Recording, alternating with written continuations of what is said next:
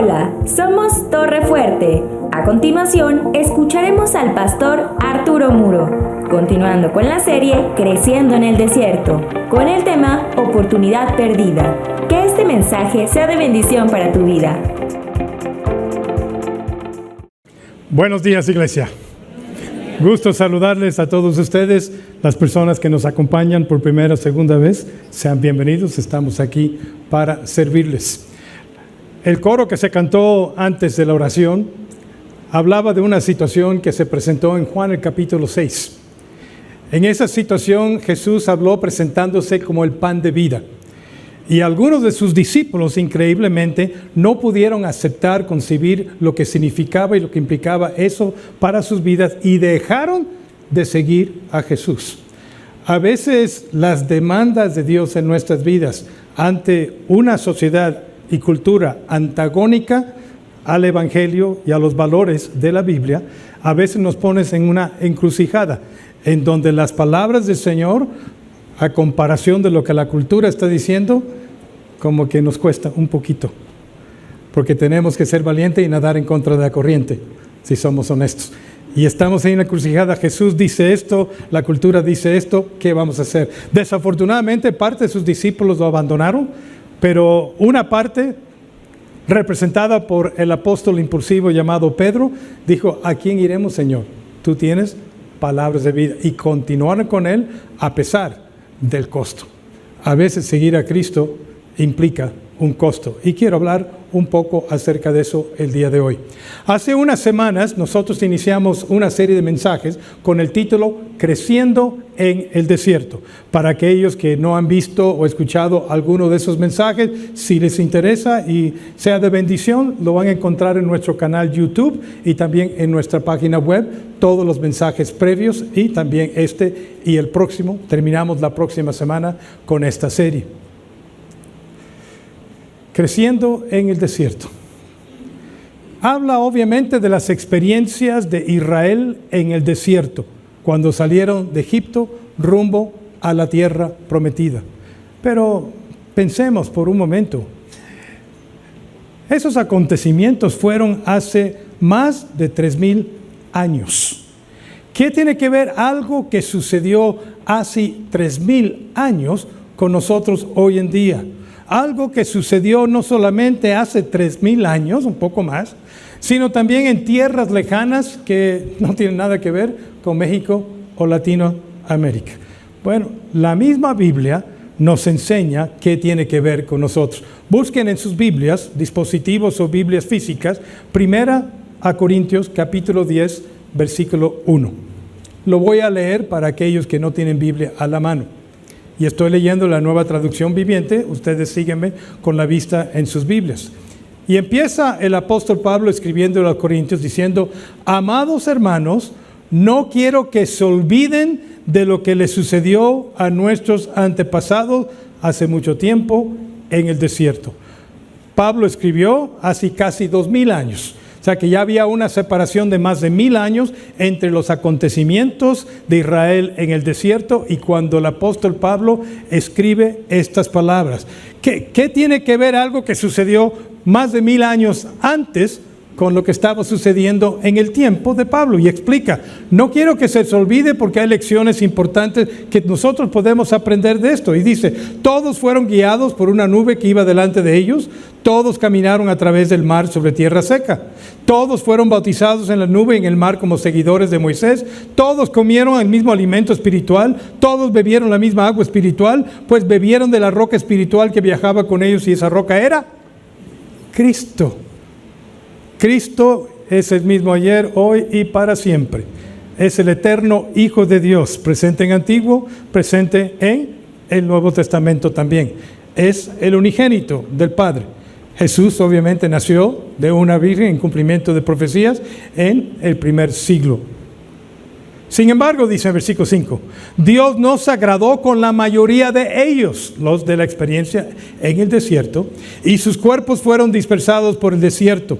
Esas cosas sucedieron como una advertencia para nosotros.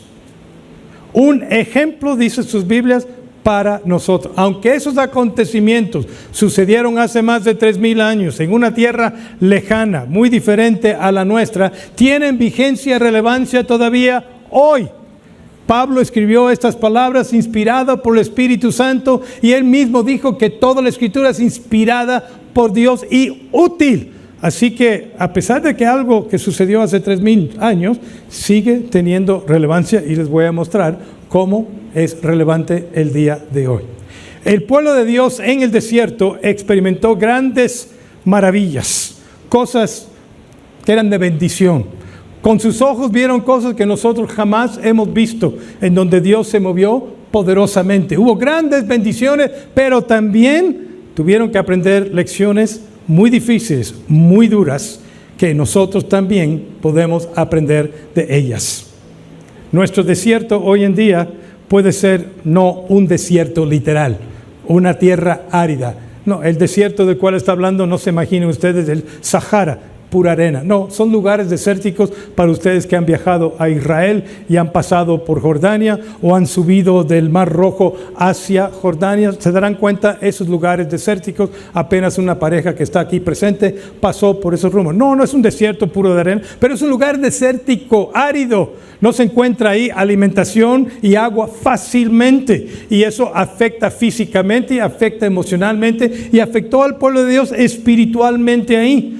Nosotros puede ser que no estamos pasando por un desierto literal, puede estar pasando por situaciones en la vida que producen el mismo efecto en sus vidas: hambre, sed, preocupación, ansiedad, soledad y muchas otras cosas más, aunque no sea un desierto literal. Y eso, cuando experimentamos eso, hay una prueba de fe. Si superamos esa prueba de fe en el desierto, crecemos. Si no superamos la prueba de fe en el desierto, nos estancamos o vamos para atrás. Por eso tenemos esta serie llamada Creciendo en el Desierto. Hoy quiero hablarles acerca de la lección más dura para el pueblo de Dios en aquellos días. Una oportunidad perdida. Después de casi 400 años, más bien un poco más de 400 años, en la esclavitud en Egipto, el pueblo de Dios se desesperó, como que llegó al tope de su sufrimiento, y probablemente habían orado esta oración antes, habían levantado esta plegaria antes al Señor, pero quizás no con el mismo fervor y urgencia a Dios, y Dios escuchó el clamor y el gemir de su pueblo. Nos dice ahí en Éxodo capítulo 2, versículo 23, con el paso de los años el rey de Egipto murió, pero los israelitas seguían gimiendo bajo el peso de la esclavitud. Clamaron por ayuda y su clamor subió hasta Dios, quien oyó sus gemidos y se acordó del pacto que él había establecido con Abraham, Isaac y Jacob. ¿Por qué no había escuchado Dios antes? ¿Por qué no había respondido Dios antes ante las súplicas probablemente levantadas por su pueblo? Porque no había llegado el tiempo preciso de Dios. Y eso es algo que nos cuesta a nosotros aceptar. Cuando levantamos nuestras peticiones a Dios en medio de una situación tipo desértica, cuando levantamos nuestro clamor a Dios y Dios obra porque ya no aguanto más, y Dios no obra, tenemos la tendencia de desesperarnos, de perder la paciencia y a veces de enojarnos en contra de Dios porque no está actuando ahora que yo se lo pedí.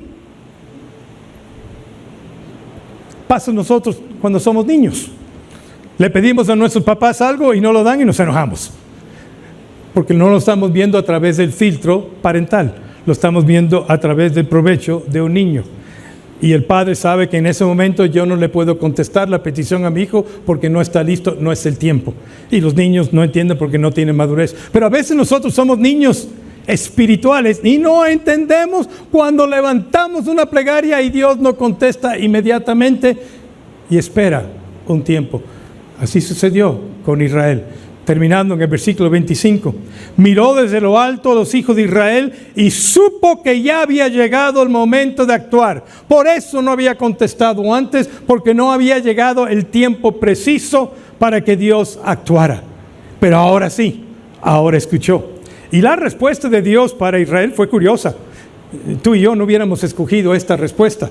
Llamó a una persona ya anciana, de 80 años de edad, que había tenido que irse huyendo de Egipto porque había cometido un asesinato y había sido exiliado, habiendo ya pasado 40 años de su vida, ya no como un príncipe de Egipto, sino como un pastor de ovejas.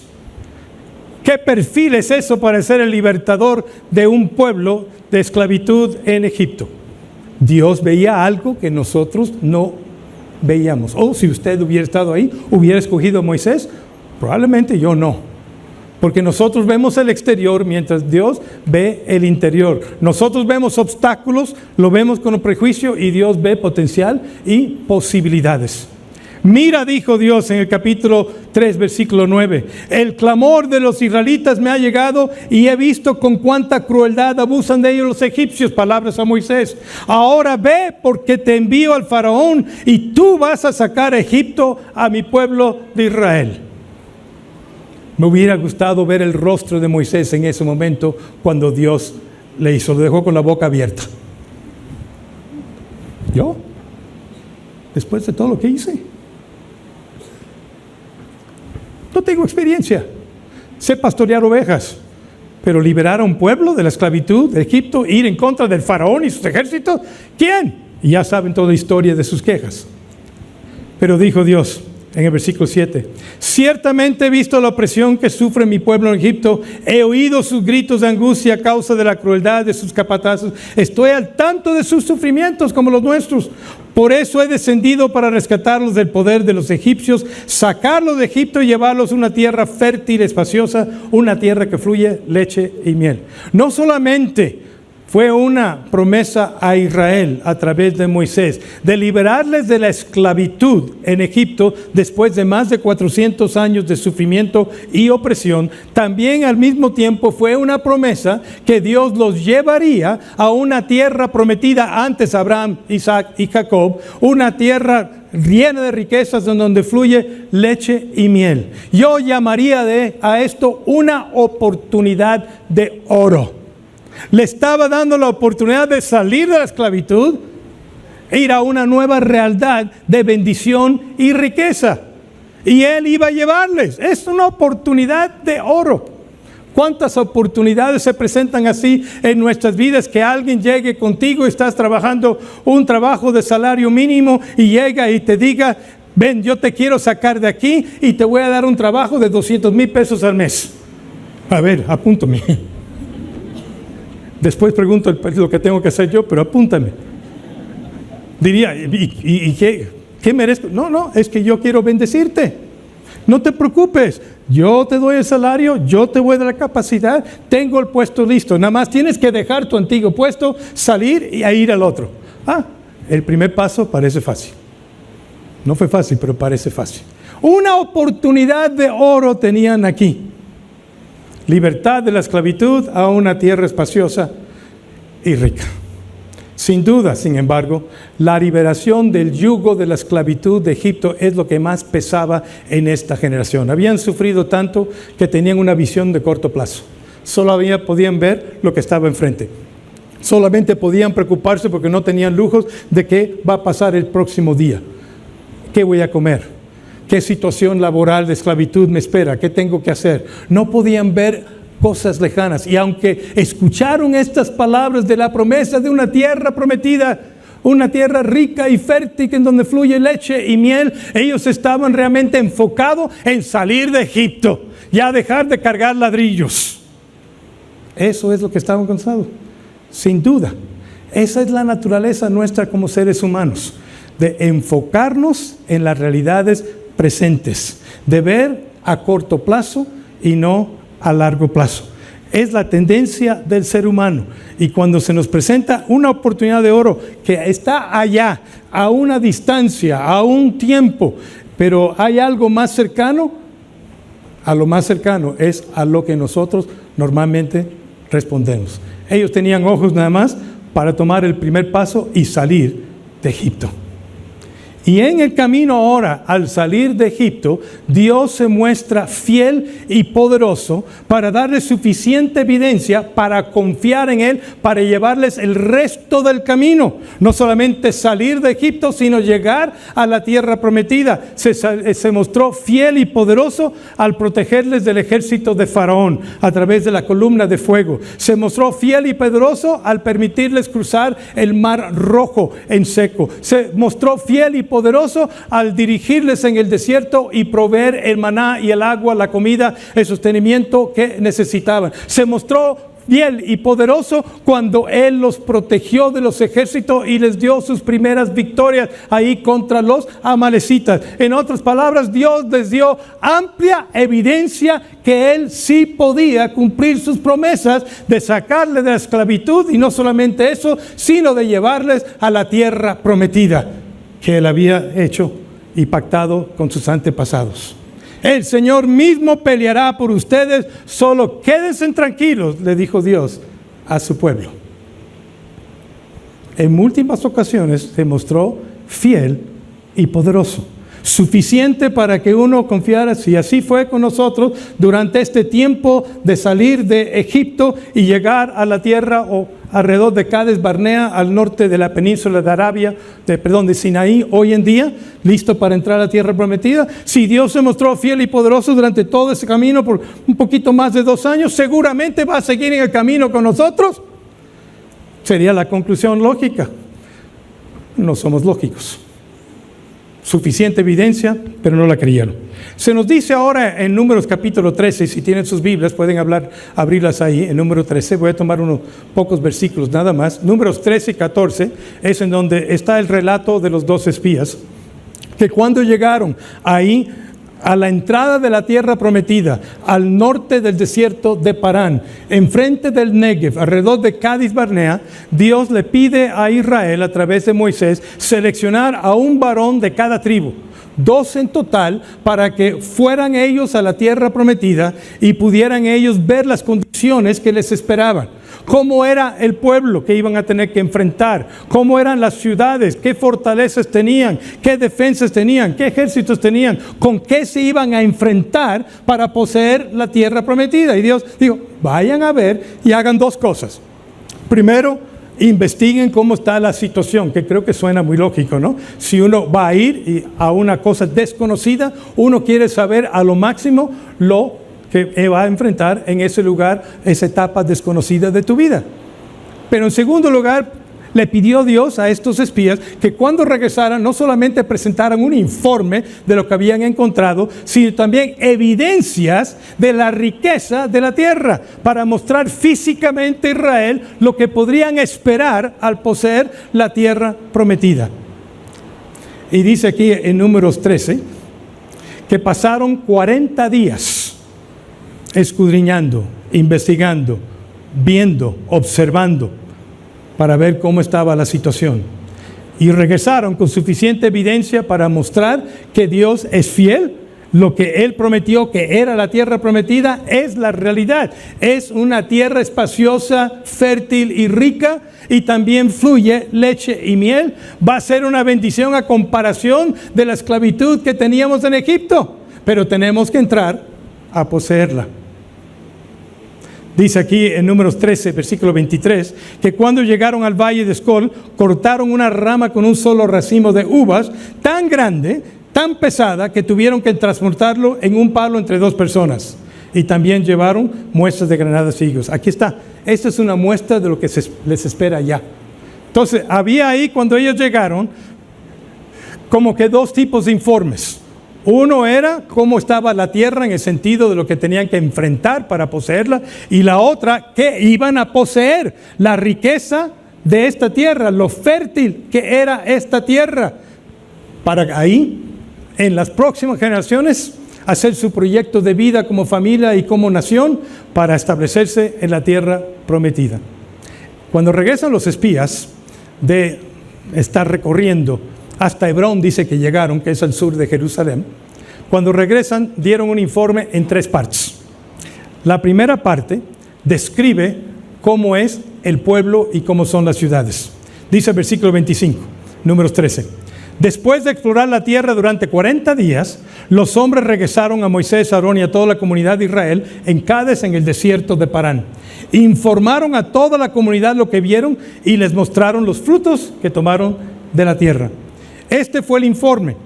Dijeron a todos: entramos en la tierra a la cual nos enviaste, Moisés, a explorar, y en verdad, como dijiste y como dijo Dios, es un país sobreabundante, una tierra donde fluyen la leche y la miel. Y aquí está la clase de frutos que ahí se producen. Y sacaron las uvas. En la segunda parte del informe, los 12 describen la naturaleza del pueblo y las defensas que tendrían que superar para conquistarlo.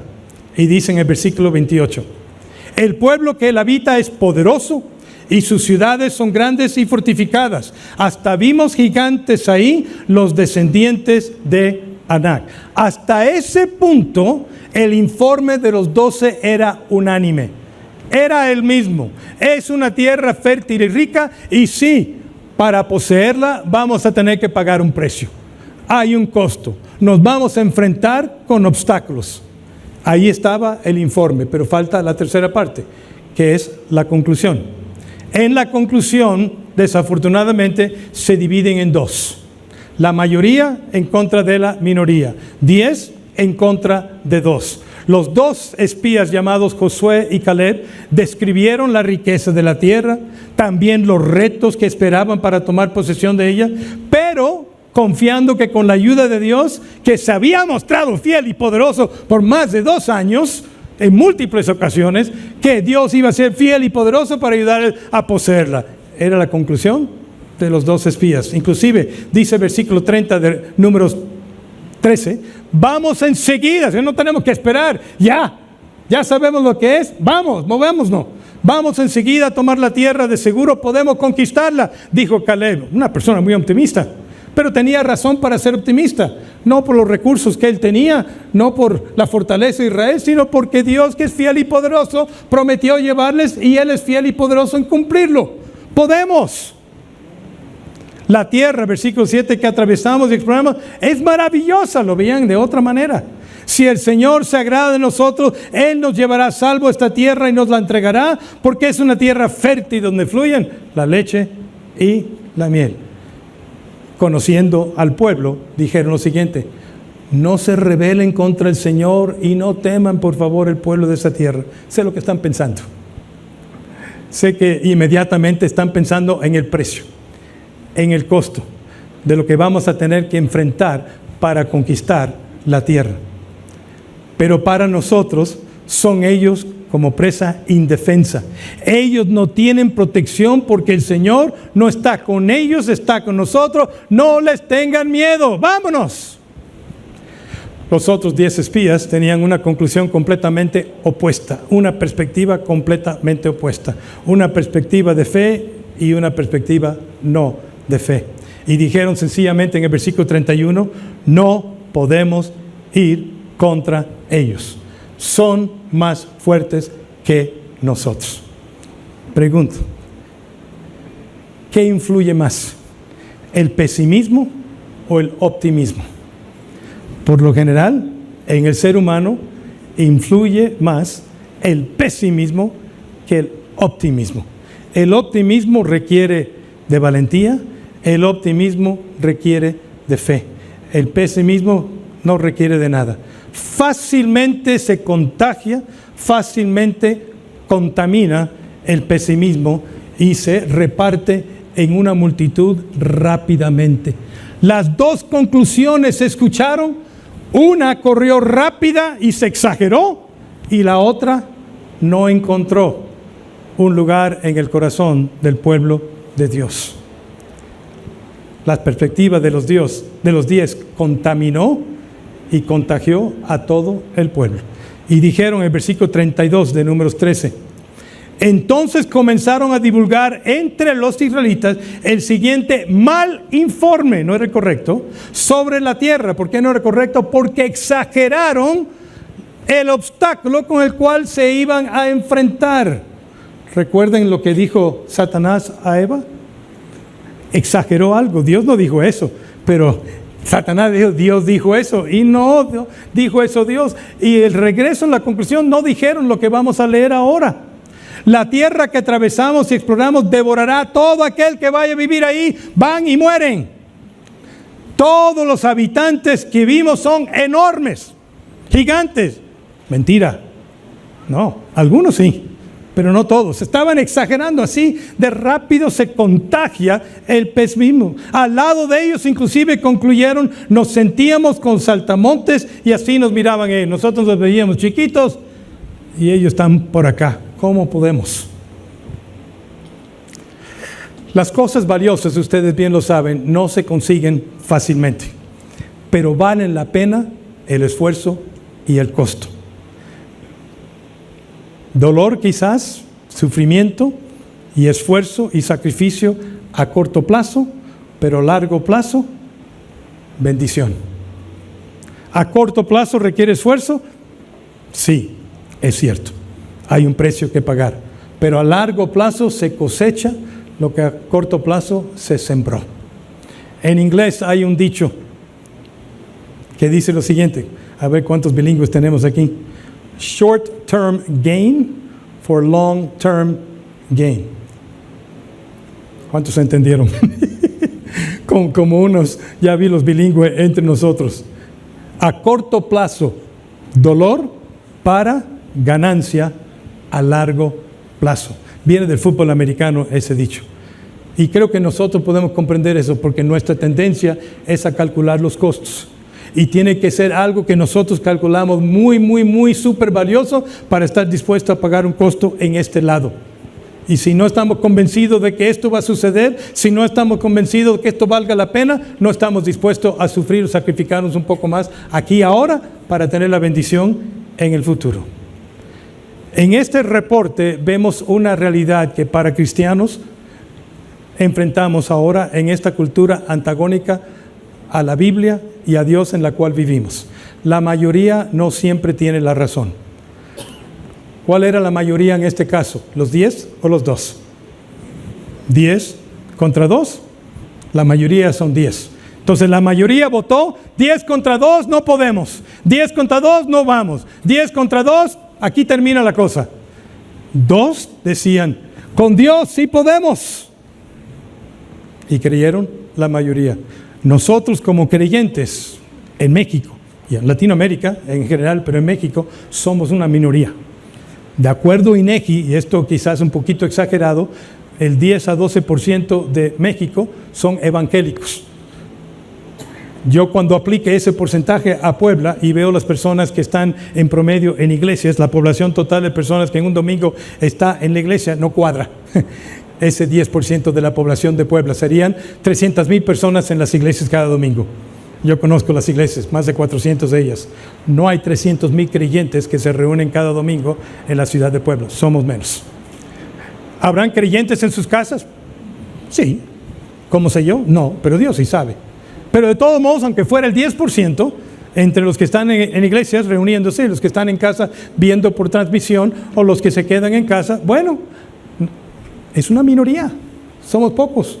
Y más la sociedad y la cultura que nos rodea está tratando de imponer la opinión popular de la mayoría sobre la minoría, y no importa lo que diga la minoría, esto es la realidad, tienen que creerlo, tienen que aceptarlo, tienen que practicarlo. En ese caso estamos. Y tenemos que ser valientes.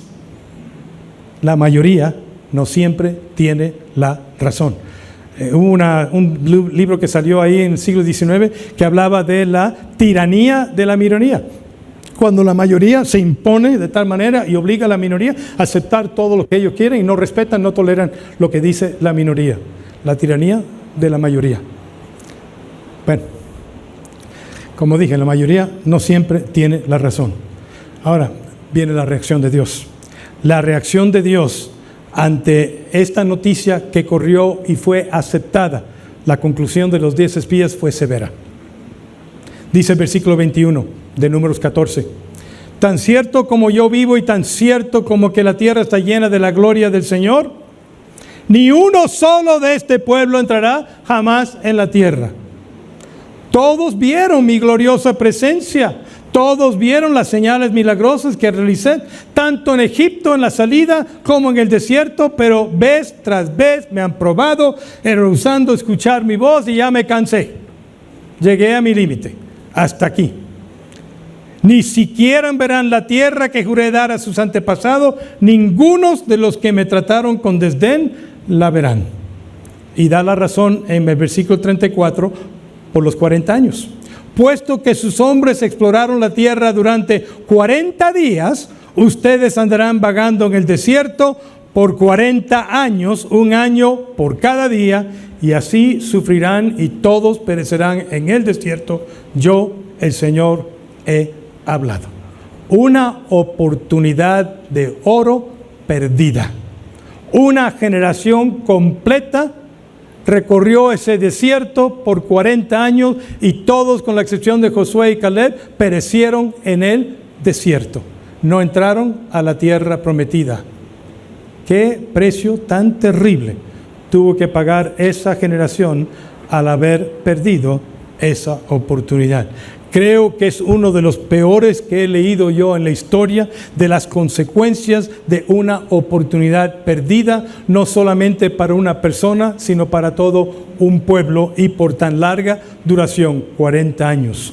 Muchas decisiones que tomamos cuando se presentan oportunidades, si no aprovechamos esas oportunidades, nos pueden costar, si no a corto plazo, a largo plazo, y viendo para atrás nos lamentamos. Yo creo que en un tiempo después, ya cuando estaban pasando 20, 30 años en el desierto, muchos hubieran dicho: ay, ¿por qué escuchamos a los 10? Hubiéramos escuchado a Josué y Caleb, tenían razón, pero ya era muy tarde. La oportunidad se había perdido y estaban sufriendo las consecuencias. ¿Cuál fue la causa principal de esta oportunidad perdida? ¿Cuál fue? Sencillamente la falta de fe y las implicaciones de la falta de fe. ¿Qué es lo que pasó en ellos?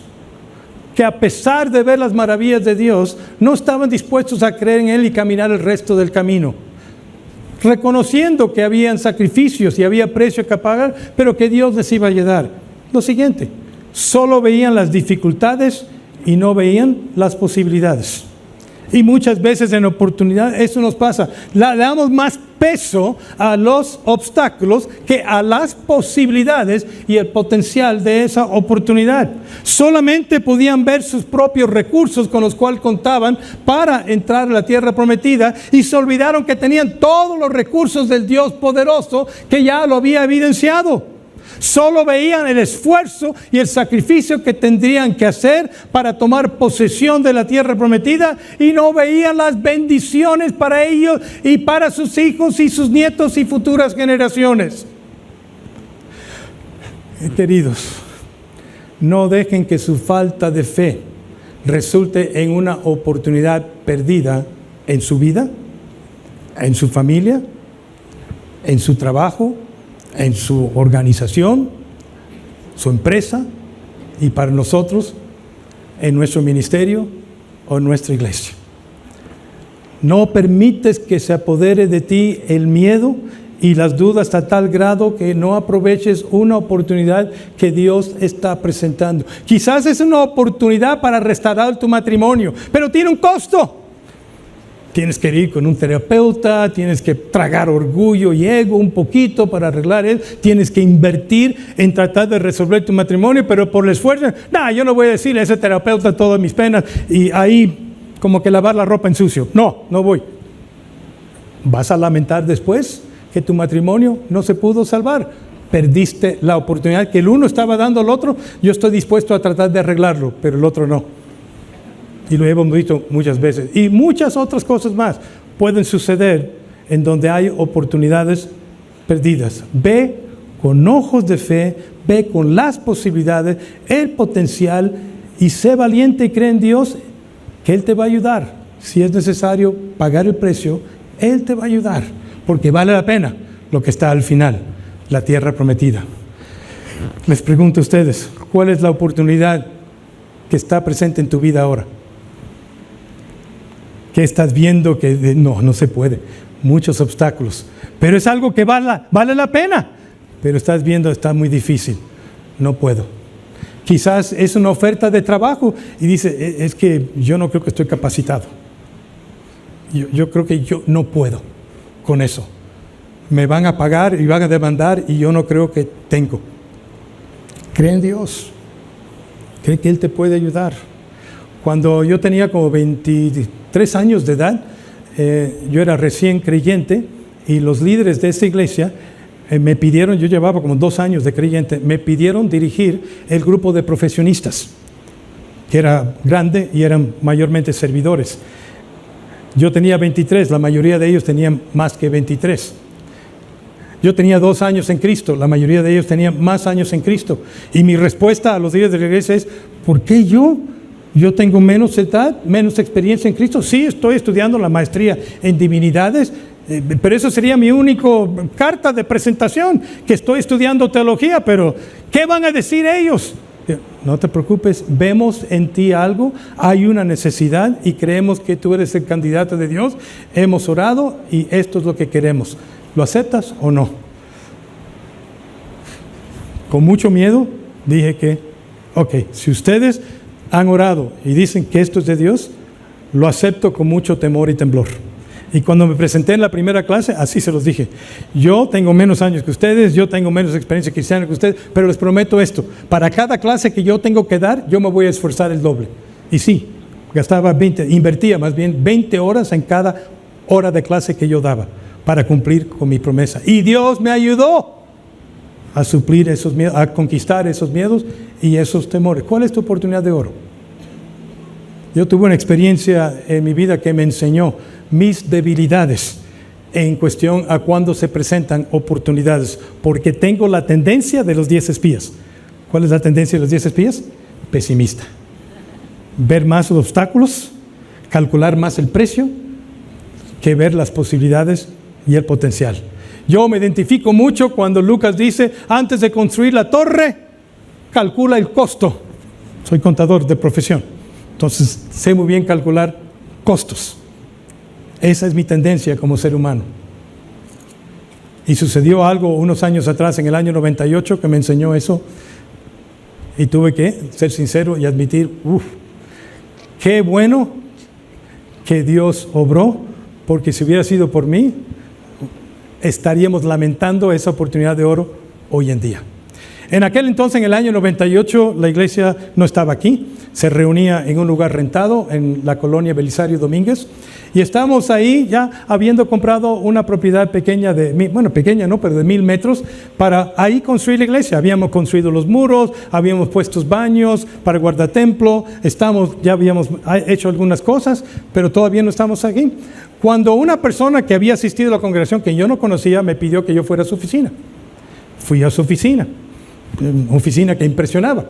Y me senté enfrente de él en su escritorio y él me dijo, pastor, yo quiero agradecerle por sus mensajes y ministerio para mi vida y para mi familia durante estos 2 años que he estado en la congregación. Y uno se siente bien, ¿no? Ay, qué bueno que fui de bendición. Pero le falta fe. A ver, por un lado el dulce y por el otro lado el cuchillo, a ver qué es eso. Le falta fe. Entonces ahí, obviamente, como ser humano, cuando alguien recibe una crítica constructiva ahí, tiene la tendencia a bloquearse un poquito, a cerrar filas un poquito, a poner una cara dura, a ver qué me va a decir. Y entonces me explicó la situación. Ustedes han comprado una propiedad de 1000 metros, pero veo yo con el crecimiento de la iglesia que esa propiedad no va a poder albergarles para que sigan creciendo. Y tienen una oportunidad ahora, en este sexenio de Bartlett, de conseguir la propiedad presente que tenemos a este precio. Y me dijo el precio por metro cuadrado y todo. Y cuando me estaba diciendo ya el costo, el contador Arturo Muro empezó a hacer cálculos.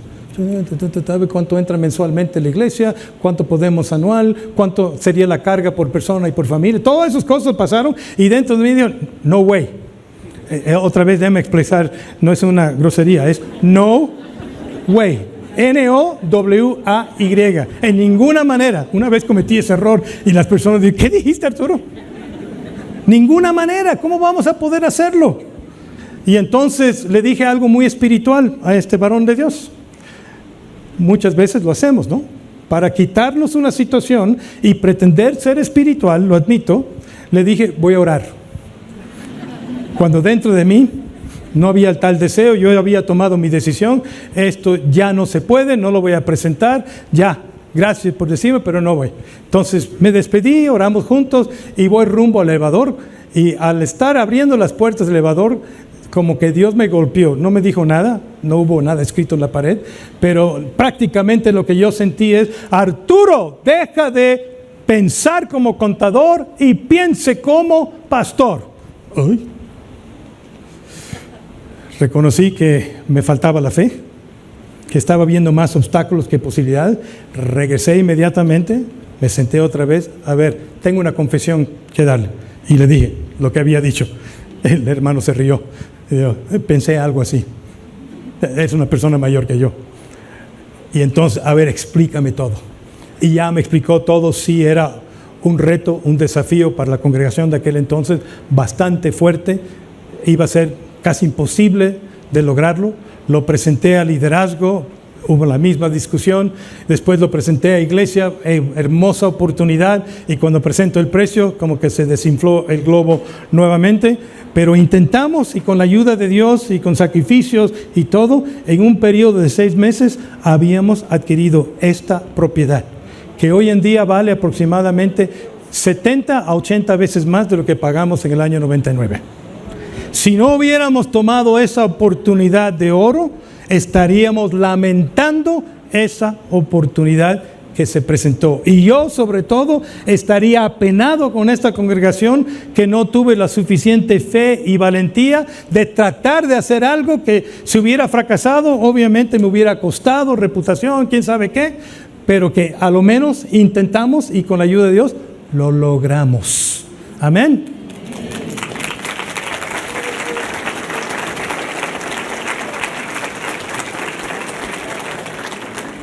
¿Puede un pastor faltar la fe? Claro que sí, claro que sí. ¿Puede ser un pastor que lucha contra pesimismo? Claro que sí. Oren para que Dios aumente mi fe en todos los sentidos, porque no han terminado los retos. En el año 1995, una familia me regaló un libro llamado Iglesia con Propósito, escrita por Rick Warren, quien escribió el famoso libro más vendido cristiano aparte de la Biblia, Una vida con propósito. Leí en el avión, cuando estaba esperando en el avión, el libro inmediatamente. Lo leí rápidamente, era de oro. Lo leí otra vez cuando llegué a casa y después mi esposa se lo robó y ella lo agarró hasta que ella lo leyó y lo pude agarrar otra vez. Y 2 años estuvimos nosotros traduciéndolo y aprendiendo de él, poniendo en práctica algunos principios antes de que fuera traducido al español. Fue de gran bendición. Y en uno de esos capítulos, al principio, él habla de las olas de la vida. Las olas en la vida de una persona, las olas en la vida de una familia, las olas en la vida de una organización, las olas en la vida de una iglesia. Como surfista, obviamente viviendo en California, ese deporte es famoso allá. Aquí nosotros no surfeamos tanto en Puebla, tenemos que ir a unas playas que tengan suficiente olaje para hacerlo. Pero me encantó su ilustración de aplicar el concepto de cómo tomar una ola a las olas de la vida. Las olas, si no se toman bien, ¿qué es lo que sucede en nuestras vidas? Vayan a la Condesa, Playa Condesa en Acapulco, y métense ahí en la playa y vean si no toman bien las olas, ¿qué va a pasar? Van a estar arrastrados, van a estar saliendo arañados y todo, porque es una playa peligrosa por el declive ahí. Tienen que saber cómo hacerlo o van a salir arrastrados por ese tipo de ola. ¿Qué pasa si no agarramos bien una ola? Nos dejan en el mismo lugar. Quedamos en el mismo lugar. La ola pasa y ahí estamos en el mismo lugar. No la agarramos, no la tomamos bien. No reconocimos que era la ola que teníamos que agarrar. Mi playa favorita está en mi país favorito. ¿Cuál es? Algunos van a decir Cuba, ¿eh? No, México. México. Y la playa se llama Acapulco. Aquí, ¿quién es de Acapulco? Y mira, ella es de Acapulco también. ¿No? Pensaba que sí. Y mi playa favorita en Acapulco se llama Revolcadero. ¿Okay? Y la razón que me gusta es, no porque revuelca tanto, no, porque tienen unas olas que después de la primera, que sí es peligrosa y hay tiburones del otro lado, rompe hasta la más pequeña. Y si uno renta una de esas tablitas cortas, yo no surfeo, pero sí las tablitas cortas, puedes, si esperas a la ola correcta y la agarras correctamente, la ola te lleva, ¡pum, pum, pum, pum! Y te lleva hasta la orilla. Y qué satisfacción y gozo hay cuando primero lo hice y lo logré, que tomé esa segunda ola y la llevé hasta ahí. Y la segunda ola es bastante alta. Eso es lo que nos espera a nosotros si tomamos nosotros las olas que Dios nos presenta en la vida correctamente. Y cuando estoy hablando de olas, estoy hablando de oportunidades en nuestra vida. No cada ola es igual. Algunas son grandes, otras medianas, otras chicas. Por lo general las olas vienen en una misma dirección, pero de vez en cuando viene una ola contraria que choca con todas las demás. Te sorprende, te puede noquear, te puede sorprender. La vida y el ministerio de la iglesia en cierto sentido son como estas olas.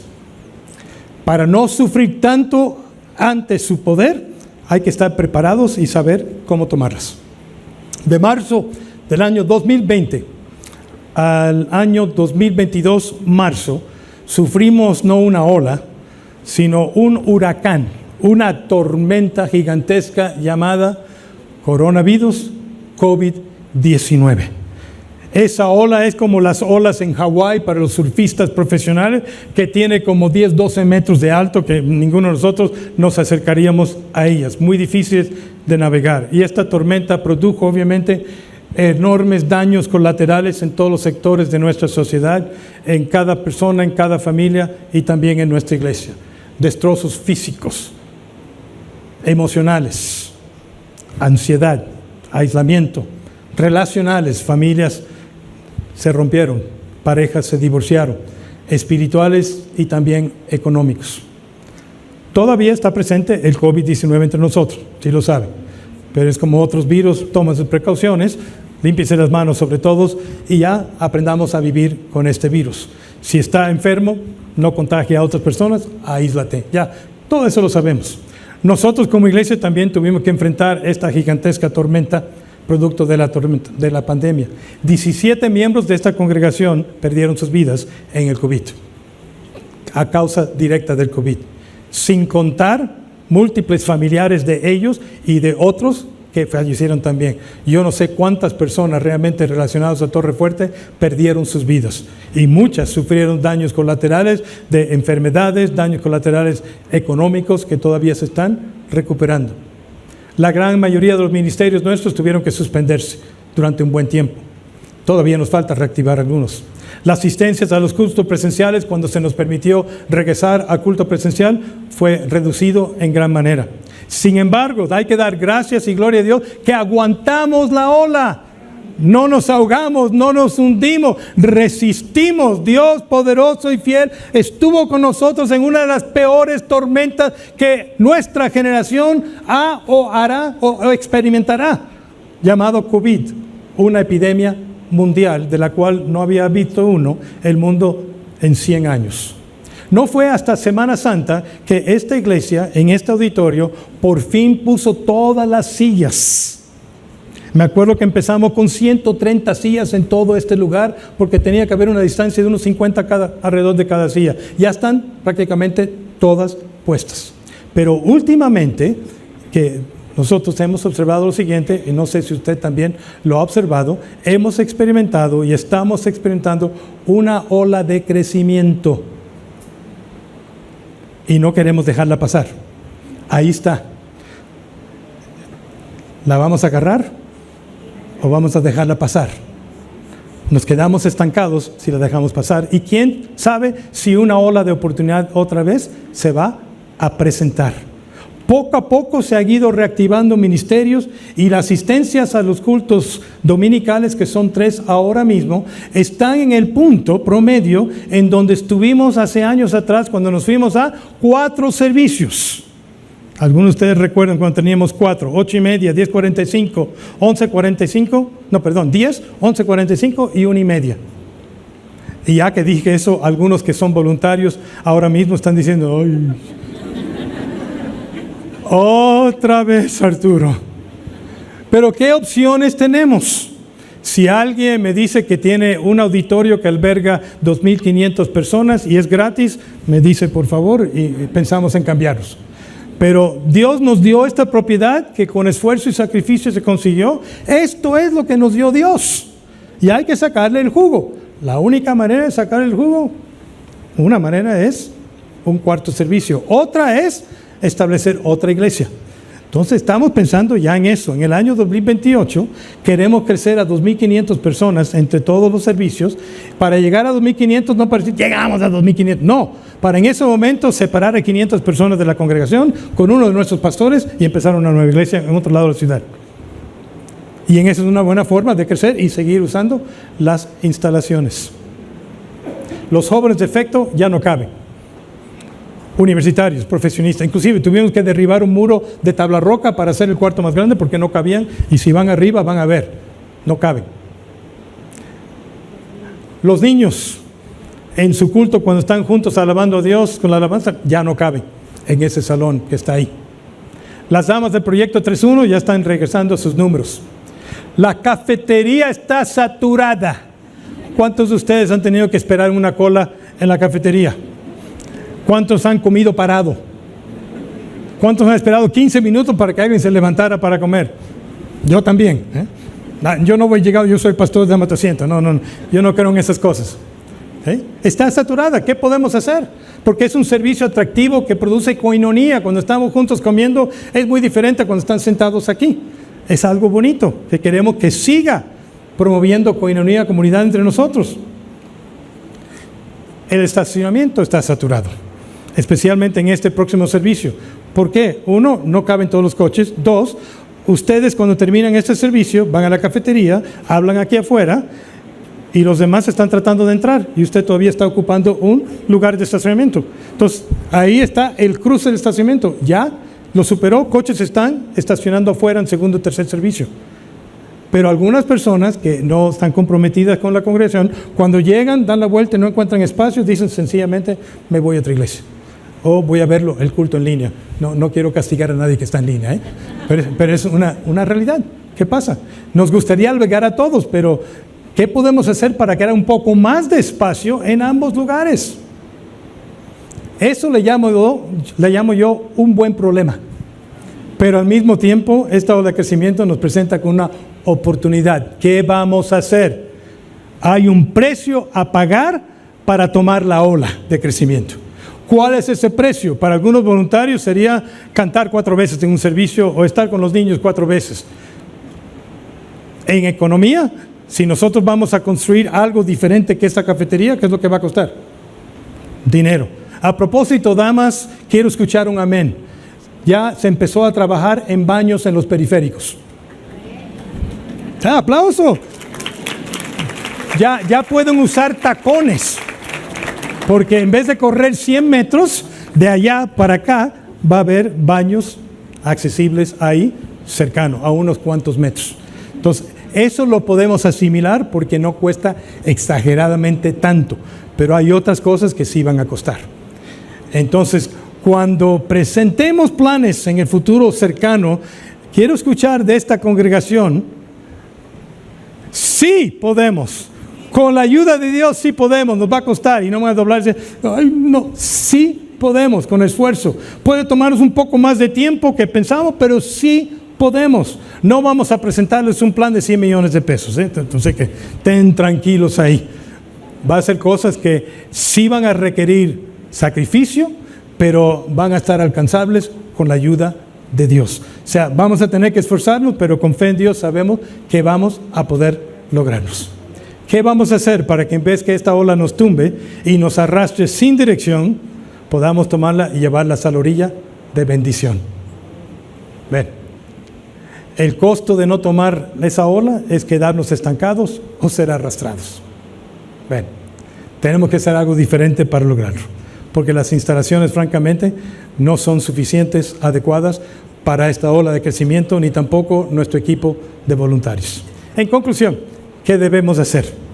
Bueno, primero, como persona, como creyente de Dios, ¿qué debes hacer cuando se presenta una oportunidad en tu vida, cualquiera que sea? Ve a la oportunidad, no cierre tus ojos y tu corazón. Actuar para aprovechar esa oportunidad que Dios te está presentando. No dejes que el temor, el miedo y las dudas te hagan perder la oportunidad. Bájate de tu caballo de orgullo y egoísmo y humíllate ante Dios y te exaltará. Como iglesia, ¿qué estoy pidiendo el día de hoy? Bueno, primero, ayúdanos a orar para que Dios nos dé sabiduría en cómo tomamos esta ola de crecimiento.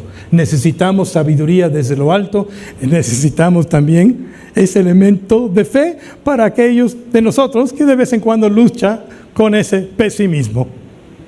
Y ayúdanos a orar para que Dios, cuando sea el tiempo adecuado, nos dé la provisión que necesitamos para seguir creciendo como iglesia, sea la provisión de recursos humanos como recursos materiales. ¿Están conmigo? Sí. Amén. Vamos a orar. Padre, te damos gracias que nos ayudaste a superar el COVID-19. No nos hundimos. Sí pagamos un precio. Sí sufrimos. Pero aquí estamos, Señor, reportándonos ante ese reporte que todo lo podemos en Cristo que nos fortaleza. Danos, Señor, la fe para creer, la fuerza para esforzarnos. Danos, Señor, la valentía que necesitamos para nadar en contra de la corriente si es necesario, en contra de la mayoría como minoría que somos. Dándonos esa fe y ayúdanos a tomar las olas de nuestra vida, a aprovechar oportunidades y no lamentar oportunidades perdidas, en el nombre de Cristo Jesús. Amén.